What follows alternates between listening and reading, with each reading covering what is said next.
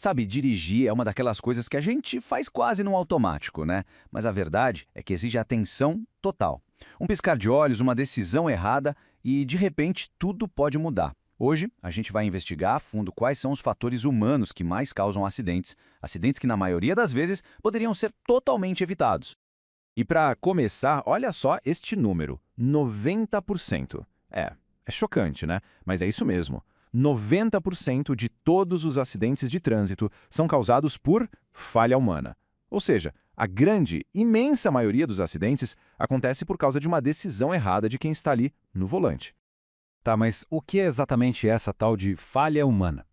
A gente pode dividir em 3 tipos, basicamente. Primeiro, a negligência, que é o puro descuido, sabe? Aquela desatenção.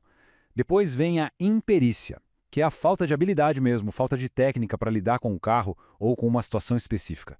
E por último, talvez a mais grave de todas, a imprudência. É quando a pessoa sabe que está fazendo algo errado, que é perigoso, e mesmo assim escolhe fazer. Então vamos começar pelo primeiro grande vilão dessa história, um que todo mundo conhece muito bem, a velocidade. O problema dela é que o tempo, aquele tempinho precioso para a gente pensar e reagir numa emergência, ele, some. Ok, todo mundo sabe que correr demais é perigoso. Mas por que exatamente? O que acontece de verdade? A resposta, gente, está na física pura e em como o nosso cérebro funciona. Uma diferença que parece pequena no velocímetro pode ser a linha que separa um simples susto de uma tragédia. E acredite, a física, ela não perdoa. Vamos pensar um pouco nas consequências práticas disso. Quanto mais rápido se está, muito mais chão o carro percorre até conseguir parar. É a distância de frenagem. Ao mesmo tempo, o campo de visão diminui. Sabe, fica aquela visão de túnel, a gente perde a noção do que está acontecendo dos lados. O carro também fica mais bobo, mais instável. E aí junta tudo isso, quando aparece um imprevisto, sei lá, um buraco na pista, simplesmente não dá tempo de fazer nada. E aqui tem um ponto que é crucial. A gente precisa entender a diferença entre a velocidade permitida e a velocidade segura. A placa de limite, gente, não é uma meta a ser atingida, é o máximo do máximo. A velocidade segura de verdade é aquela que se adapta às condições do momento. Tá chovendo? Tem neblina? O trânsito tá intenso? Então é hora de reduzir. A habilidade de um bom motorista está justamente aí, em saber ler o ambiente e adaptar a velocidade. Bom, agora a gente entra no segundo grande fator de risco. E se a velocidade rouba o nosso tempo de reação, o álcool meio que desliga a nossa capacidade de reagir. E nesse assunto a lei não dá margem para conversa.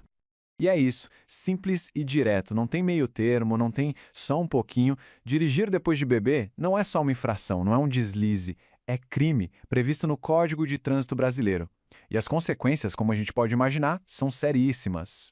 E a lei é bem específica, bem clara. Para começar, qualquer vestígio de álcool detectado no bafômetro já é considerado uma infração gravíssima. Mas a situação muda de figura e vira crime de trânsito quando os números atingem 6 decigramas por litro de sangue ou, o que é mais comum na fiscalização, 0,3 miligramas por litro de ar expelido no bafômetro. Mas por que essa tolerância é praticamente zero? Bom, é porque o álcool ataca diretamente o nosso sistema nervoso central. Ele bagunça completamente a nossa percepção de espaço e de tempo. Os reflexos ficam muito, mas muito mais lentos. E aquela capacidade de tomar uma decisão rápida, de desviar de um obstáculo, ela fica seriamente comprometida. E a consequência disso tudo é trágica. Existe um fato constatado. Os sinistros de trânsito, os acidentes, quando envolvem álcool, costumam ser muito mais violentos.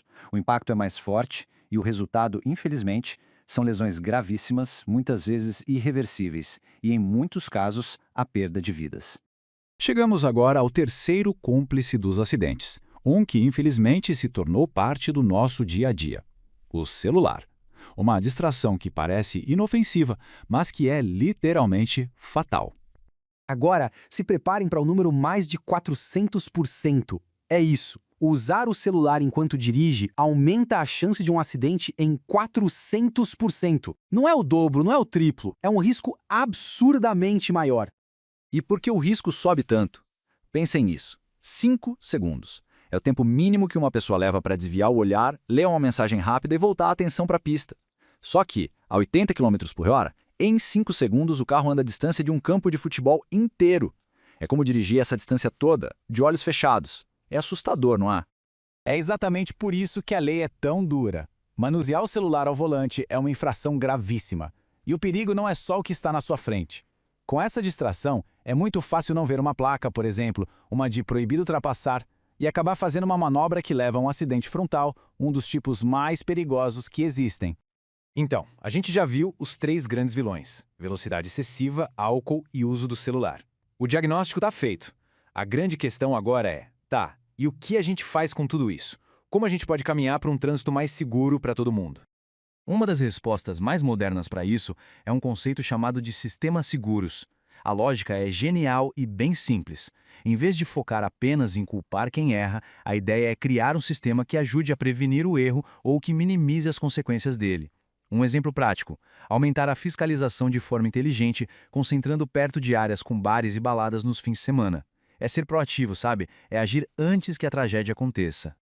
Porque no fim do dia, dirigir é sobre isso. Tomar uma decisão atrás da outra. Acelerar um pouco mais, atender aquela ligação, tomar só uma cervejinha, tudo isso são escolhas. E a reflexão que fica para todo mundo é essa: a próxima decisão tomada atrás do volante, ela vai proteger uma vida ou vai colocar uma em risco? A resposta, no final das contas, está nas mãos de quem dirige.